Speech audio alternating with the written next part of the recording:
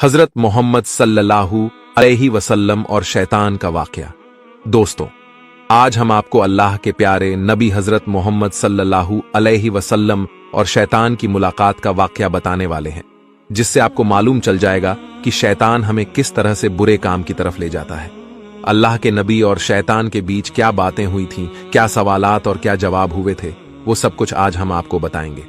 जब अल्लाह ताला ने हजरत आदम अलैहिस्सलाम को बनाया, फरिश्तों और शैतान को, अल्लाह ताला ने हजरत आदम अलैहिस्सलाम को सजदा करने का हुक्म दिया तो सबने सजदा किया, लेकिन शैतान ने सजदा करने से इनकार कर दिया। अल्लाह ताला ने भी शैतान को लानत के साथ जन्नत से निकाल फेंका। शैतान को जन्नत से निकाले जाने की वजह एक इंसान हुआ, तो अपने बदले की आग बुझाने के लिए शैतान ने अल्लाह के बंदों को सीधे और नेक रास्ते से हटाने का काम शुरू कर दिया।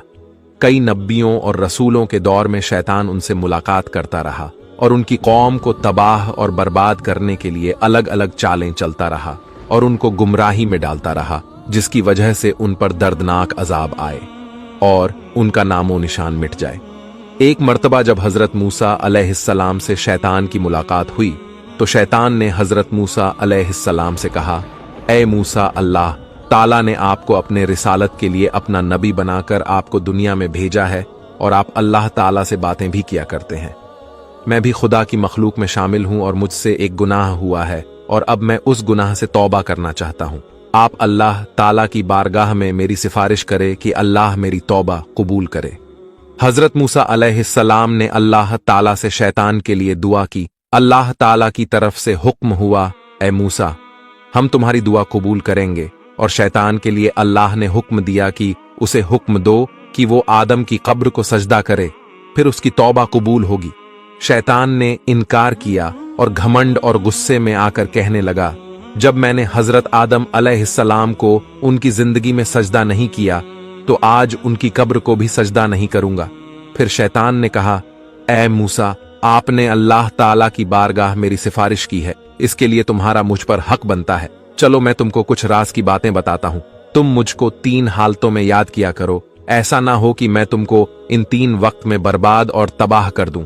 एक तो गुस्से के वक्त मुझे याद किया करो, क्योंकि मेरा फितना तुम्हारे दिल में है और मैं तुम्हारे रगों में, तुम्हारे पुस्त में खून की तरह दौड़ डहाता हूं।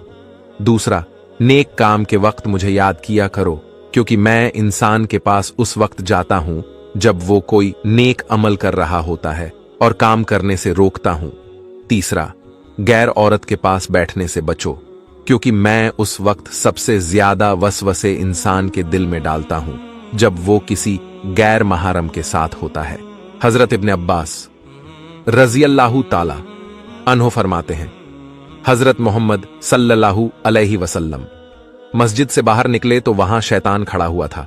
आप सल्लल्लाहु अलैहि वसल्लम ने शैतान से पूछा, किस चीज ने तुझे मस्जिद के करीब लाया है? शैतान ने कहा, ए अल्लाह के नबी, मुझे अल्लाह ताला ने आपकी खिदमत में हाजिर होने का हुक्म दिया है। आप सल्लल्लाहु अलैहि वसल्लम ने फरमाया, अल्लाह ताला ने तुझे मेरे यहां क्यों भेजा है? शैतान ने कहा, ताकि आप मुझसे कुछ सवाल पूछे। हजरत इब्ने अब्बास रज़ियल्लाहु ताला अन्हो फरमाते हैं, पहले आप सल्लल्लाहु अलैहि वसल्लम ने नमाज के मुताबिक पूछा, ऐ शैतान, मेरी उम्मत को नमाज जमात के साथ पढ़ने से क्यों रोकता है? शैतान ने अर्ज किया, हुजूर, जिस वक्त आपका कोई उम्मती जमात के साथ नमाज पढ़ने के लिए घर से बाहर निकलता है तो मुझे एक बीमारी घेर लेती है। जब तक वो वापस नहीं होता मैं उसी बीमारी में परेशान रहता हूं। फिर आप सल्लल्लाहु अलैहि वसल्लम ने पूछा, तू उनको इल्म हासिल करने और दुआ मांगने से क्यों रोकता है? शैतान ने अर्ज किया, जब कोई शख्स अपने रब से फरियाद करता है तो मैं उस वक्त अंधा और बहरा हो जाता हूं। मुझे उस वक्त शिफा सुकून मिलता है जब वो दुआ मांगकर किसी दूसरे काम में लग जाता है। आप सल्लल्लाहु अलैहि वसल्लम ने शैतान से पूछा, मेरी उम्मत को कुरान पढ़ने से क्यों रोकता है?